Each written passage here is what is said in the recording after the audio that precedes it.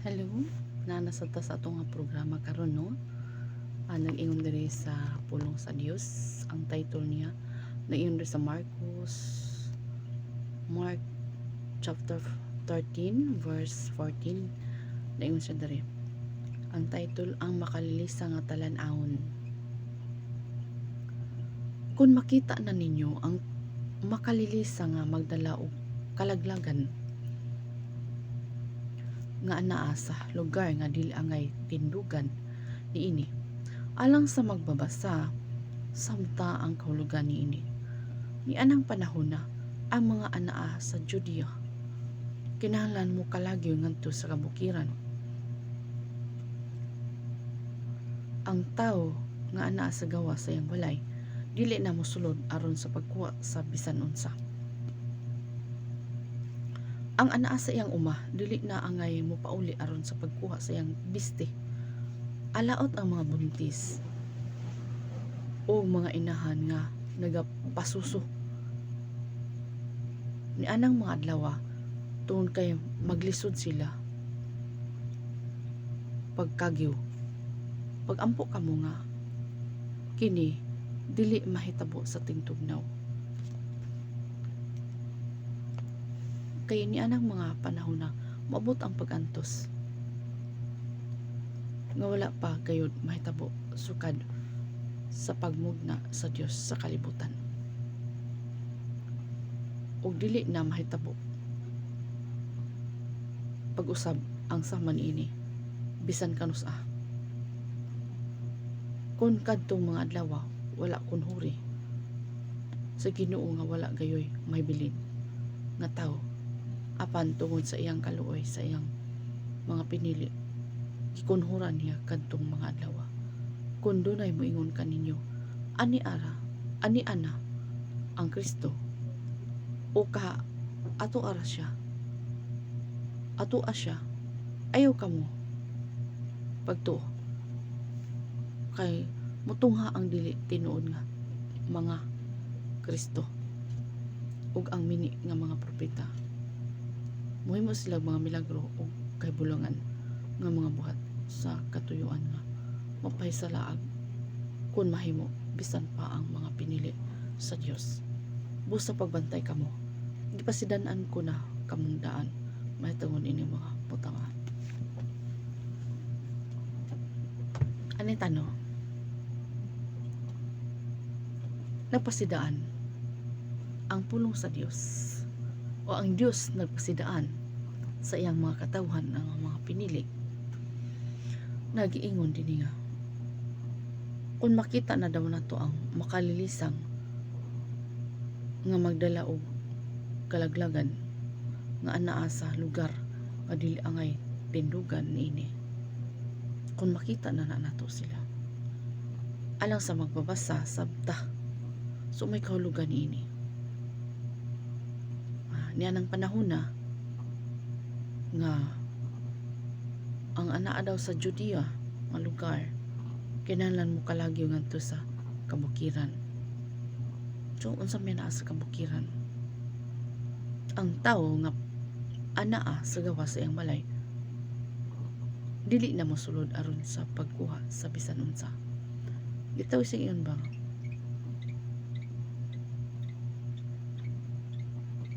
Kahinomdom mo na tong pandemic nga mas dili kayo delikado ang probinsya Bukidnon kaysa syudad.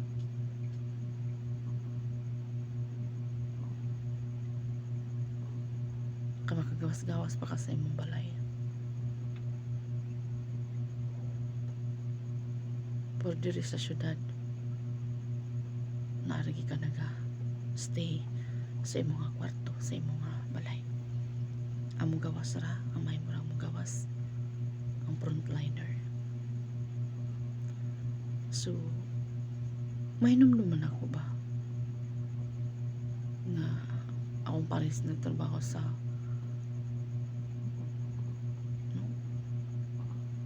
frontliner man siya. So sa panahon sa sweldo magsugat ra gid mi sa tunga-tunga sa karsada kay nga naman naay na nagbantay na dili pagkapod na makatabok, no?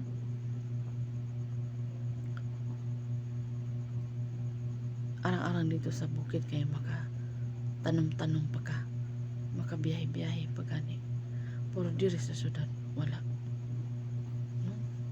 Nahitabo gitong mga tanom gi ipang barter ba, no? So dili kayo siya mandatory sa probinsya, pero diri sa syudad grabe yun, no? Ginabantayan ang imong mga lihok, dapat dili ka makawas sa balay. Naari kasi mong tugkaran ra, no? Ang kasinatian ato nga time, basa ming Bible gikan udto mapinudto mohaman may gabi, no? So daghan sad na restore ato nga time nga mga relasyon nga to sa Ginoo.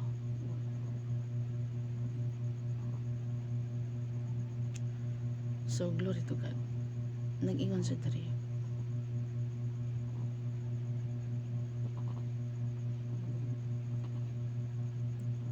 ang mga bukid manggod na ay mga lagot mon kalaglagan ang giingon, no? Madili unta ang tindugan niini. So mukari medyo may pagka relate sa kuan sa 15 na yun. Ang tao nga naa sa gawa siyang balay, dili na mosulod aron sa pagkuha sa bisan unsa. So gitawag na siya og mana ni siya ang gitawag og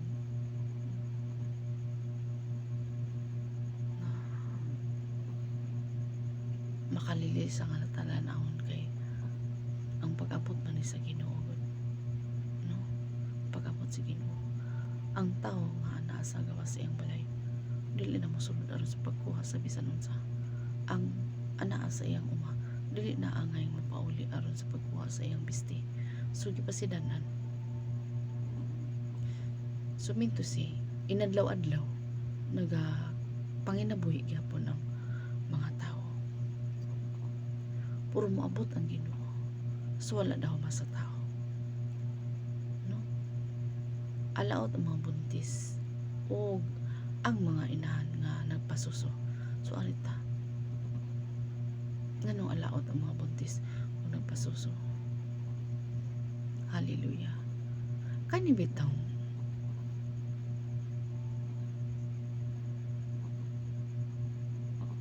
about sa 666 na mga masuso, kini mga masuso ba na nagtutoy pa o kini mga buntis, hindi man daw makakagaw, maglisod man sa pagkagaw. Hallelujah. Ang Diyos na pasidaan ka nato.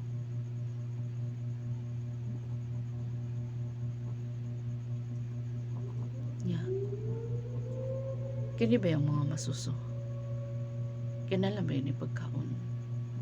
Ang mga inahan, magutom, dili pa po pwede nga magpasting, no?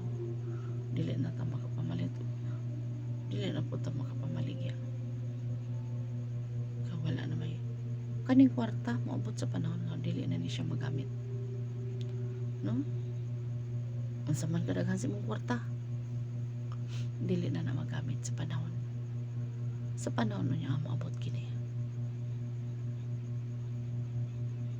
O maglisod ba yapon og lakaw ang buntis, labi nang magdali-dali, no? So maglisod sila sa pagkagyo. Unya pampuon pa kita para nga dili mahitabo nga tingtog daw inig kagyo, no? Kay niya ng mga panahon na moabot ang pag-antos, wala pa gayud mahitabo sugad sa pagmugna sa Dios sa kalibutan, o dili na mahitabo pag-usap ang sama nini bisan kanus dili na mahitabo pag-usap nga naman na naman ang 666 dili ka makapumaligya kung wala kay tatak sa 666. Umuabot man kini dili na gini kinahanglan pang mabalik o back to normal, dili na, no? Dili na ni siya mabalik to normal. Sige yun din kaya ni anang mga panahon na umabot ang pag-antos isa to pa mga kalistanan ang antoson mawala pagayod mahitabo sukat sa pagmugna sa Dios sa kalibutan. Muna ning gitawag siya Great Tribulation. O dili na mahitabo pag-usap ang sama niini bisan kanus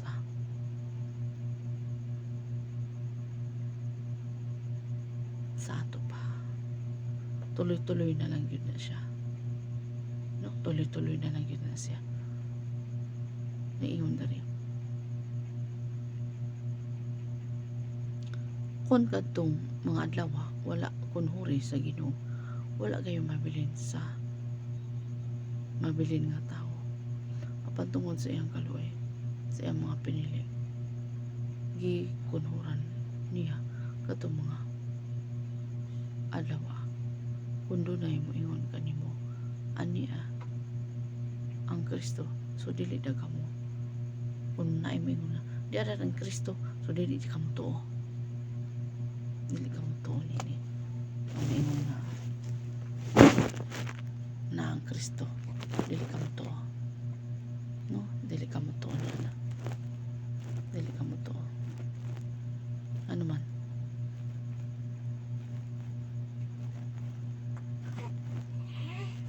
Mugna na sa dautan kay daghan na nag-angkon nga sila si Kristo, no?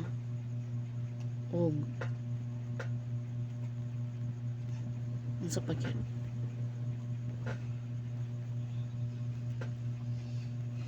so dili ka mo tuog moingon nga naa diri ang Kristo, tuara dito ang Kristo, so dili ka mo tuon ini, dili ta mo tuon ini.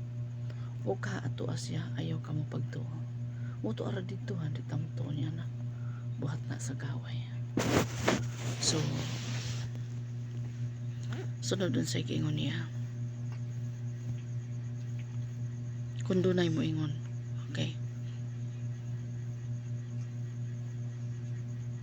o ang mini nga mga propeta mohimo sila mga milagro o kay bulungan nga mga buhat sa katuyuan nga makapay isalagan kung may mo bisan pa ang mga pinili sa Dios. So bisan pa kita mag-amping kita pag di ta masalaag